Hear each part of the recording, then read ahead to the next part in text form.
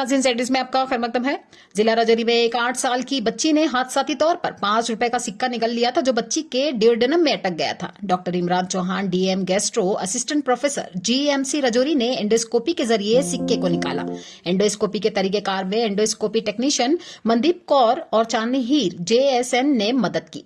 ये अमल doctor Mahmood Hussain Bajad, medical superintendent AHGMC Rajouri और head department of medicine doctor Jamil ul Hasan Khan की मजमूई निगरानी में अंजाम दिया गया।